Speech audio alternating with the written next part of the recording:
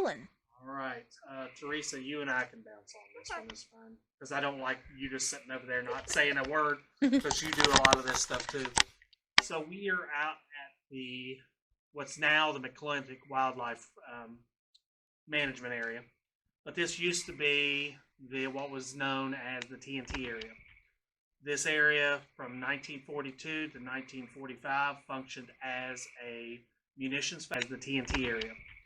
This area from 1942 to 1945 functioned as a munitions factory for the War Department during World War II.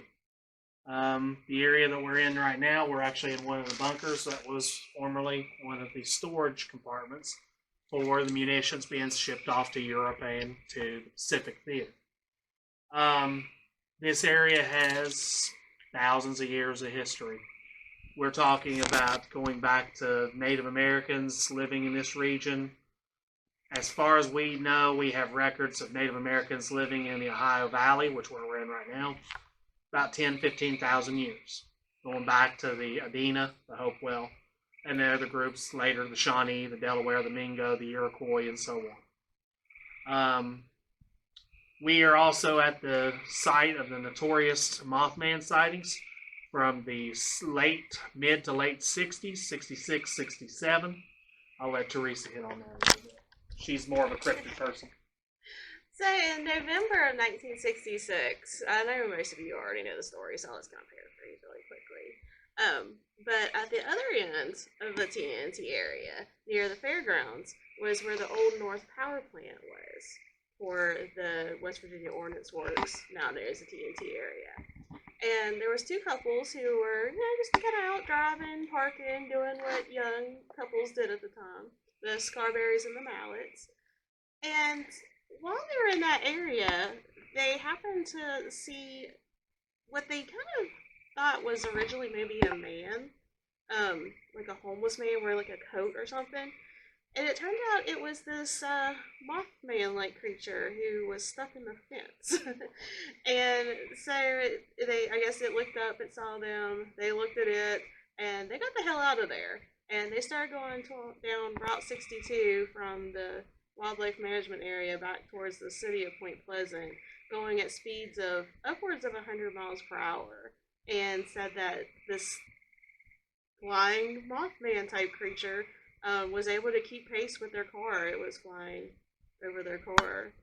So they ended up, they went to there was a local diner that was still open. They stopped in there, told some people, got the police. They all headed back out to the TNT area. And that just started this cascade of high strangeness in Point Pleasant. For the next almost a year after that, it was bumper-to-bumper traffic in the TNT area as people came out here and wanted to get their own sighting of the Mothman. And a lot of people did. A lot of people in town were saying that they were seeing the Mothman. They were seeing UFOs at the same time. They were having strange psychic experiences, experiences with ghosts, and even other cryptids. There was an uptick of like Bigfoot and other type of monsters all in this area.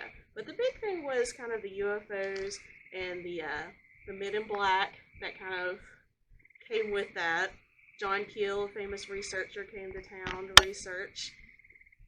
And these sightings, they kind of lasted for about a year and a half until December of 67, and that's when the Silver Bridge fell.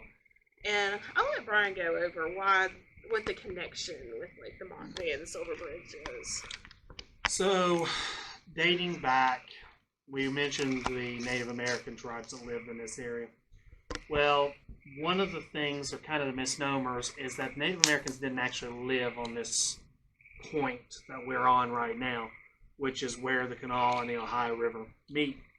Native American tribes, especially of the Algonquin lineage, were very hesitant to live on an area where they saw two rivers meet. It was allegedly cursed land when two rivers meet in one spot. So therefore, they spent most of their time kind of staying away, maybe hunting in an area like this, but then returning to their villages. Some of them lived just a few miles away here on the Ohio side. They would come across on canoes, and they would come across here and do their hunting and then go back. There were a couple set up down near South Point area. There were a couple areas up towards the Hocking Hills area. They would come down to this point. But one of the stories that came out, and this is not necessarily known as true or false. This is more of a legend. From the way I understand it, the legend of Cornstalk's curse, which we're going to talk about here in a minute, actually wasn't really discussed heavily until apparently in the early 1900s, a local school had a play. And the play was talking about the curse of Cornstalk. Now, the story with Cornstalk is he was a real man. He was a Shawnee chieftain who lived on the other side of the river, who was involved in kind of the resistance movement here in the Ohio Valley amongst the Native Americans against the white Virginian settlers moving in. 1774, there was a big battle in Point Pleasant, the Battle of Point Pleasant. Some historians argued for years that it was the first battle of the American Revolution. It was actually part of Lord Dunmore's War, where the Virginian settlers are trying to push the Native Americans out of the Virginia and Ohio backcountry. Well, Cornstalk was one of these men that came across the river and fought with the Virginians at the very point where basically the Loa Hotel is now. There was a big battle that ensued. The Native Americans were forced to retreat back across the river. The Virginians pushed in and kind of swept out the last bit of the Native Americans off of the point of where we are now. But that wasn't the end of the story. So after that, there was kind of a diplomatic truce of sorts. And I say truce of sorts because if anybody is any student of Native American and white Virginian interaction during his time, there was no such thing as a truce. It was pretty much the Native Americans getting punished one way or another. Well, the Native Americans and Cornstalk made a truce with the local Virginians. And about 3 years, I think, after the Battle of Point Pleasant, Cornstalk and his son came on a diplomatic mission to Fort Randolph. Fort Randolph sits essentially where the Loa Hotel is now. At that time, they arrived. They are brought into the fort by the Virginians. They sit down and they have a discussion. The discussion does not go well, and it ends up with Cornstalk and his son being held captive. And eventually, the legend is that both were murdered. And on their deathbed, it is said that Cornstalk placed a curse on Point Pleasant and this area that we're talking about that was supposed to last for something like 200 years. The story was lost somewhere along translation for a long time, and then it seemed like this school had this play, this local elementary school or local grade school had a play in the early 1900s, but then it kind of disappeared again. And I know that not very long, I think it was 1970s, 1960s, somewhere in that point, this story kind of stayed dormant. And the way I understand it is they went in to tear down this school, and they found an original copy of the play in one of the storage rooms, and that kind of brought the legend back out to the forefront. That's the way I've heard the story. With any of this, you've got to kind of take it with a grain of salt because a lot of this stuff is hearsay or legends and stuff like that. But the connection is that one of the things or one of the reasons that they say this Mothman or moth creature or whatever that actually came to this area was part of Cornstalk's curse. And it was tied to the Silver Bridge being collapsing as part of this curse once again, as a curse upon the land for the people that lived on it, the people that were considered to be invaders or outsiders on that land. This bridge collapsed December 17th of 1967, was it, Teresa? I think it was 67. December 15th, 1967. Yeah. Okay. So December 15th. Mm-hmm. All right. So this bridge collapsed right before Christmas and stuff like that. 30... Was it 30? I think 42 people 40 died or considered missing. Yeah. The bodies of 2 people were never found. Yes. A little 10-year-old girl and then another lady. Mm-hmm. Their bodies were never found. So that's part of how all this is kind of tied together with Cornstalk's curse and stuff like that.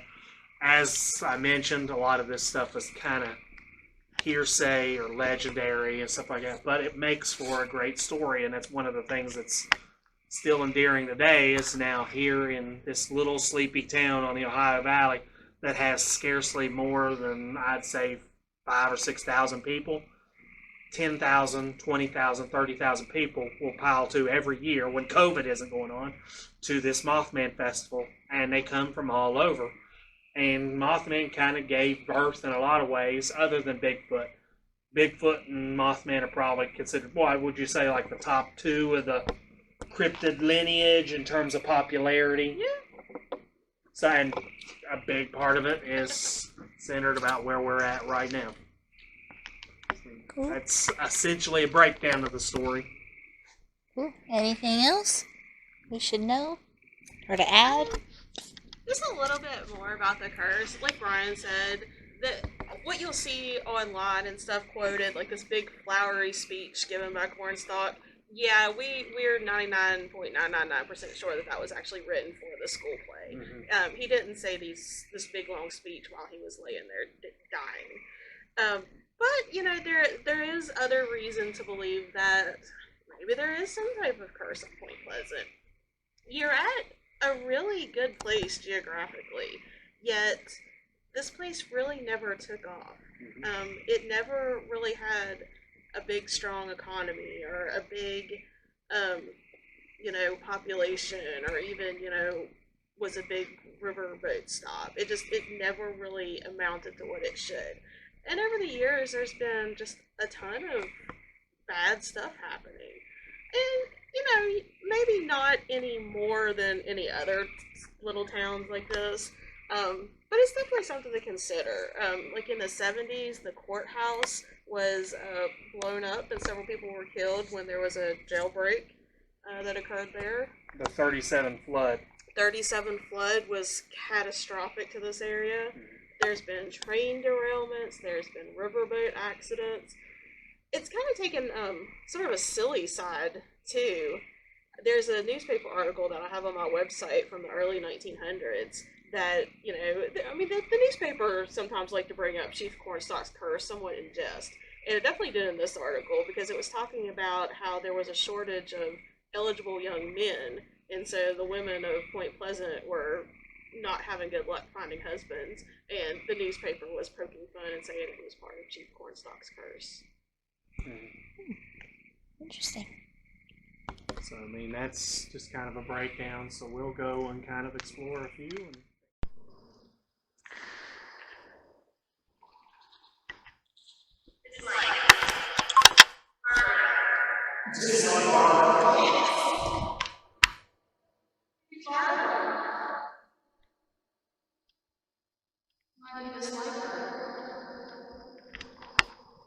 Wow, my battery is just dying. It was just full.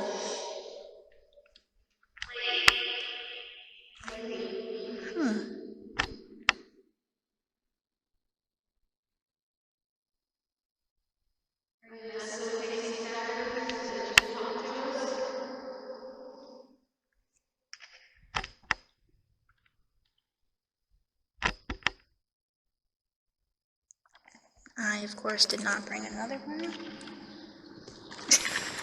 I, of course, didn't bring another battery. That's alright.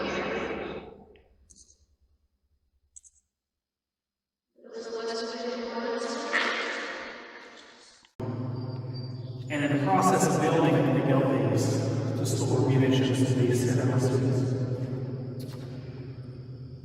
45, there was no need for this place anymore.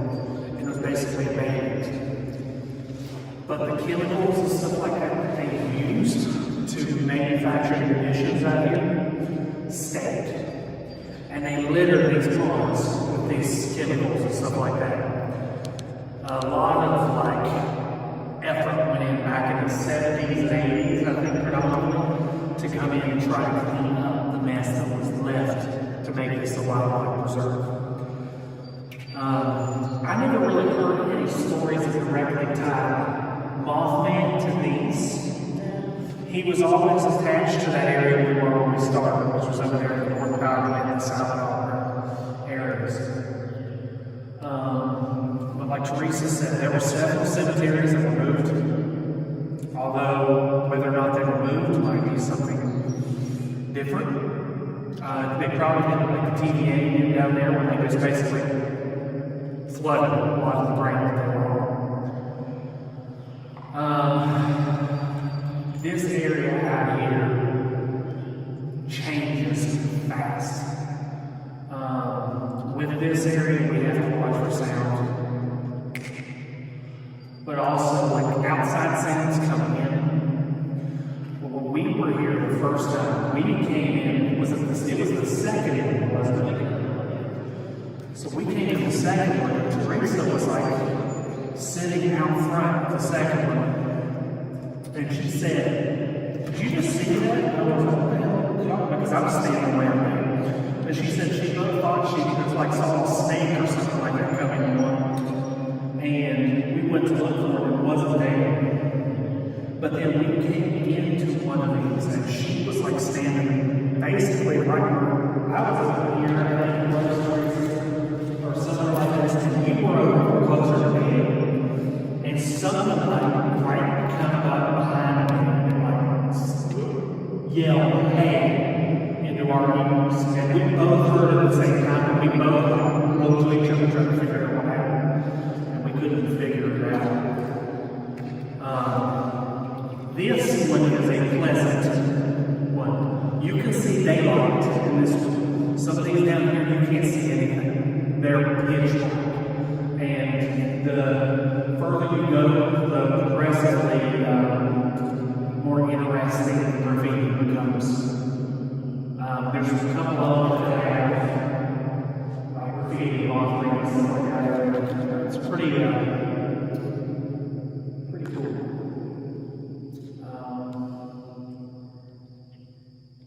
They had a big explosion in one of these in 2016 and left two of them. This explosion was supposedly so severe, I heard reports that they could hear parts of the explosion from Henderson, which was over on the other side of the river.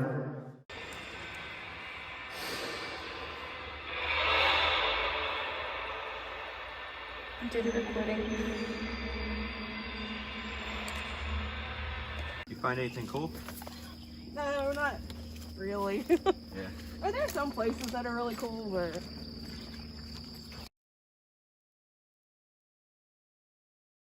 Now this one, Teresa, is the one we had that weird interaction with.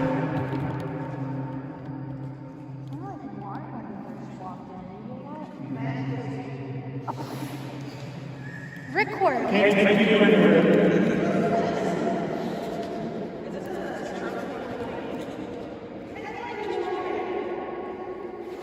Don't be sad. Red eyes and thick thighs. Wow. That's funny. Did you see that? Red eyes and thick thighs. Red eyes and thick thighs.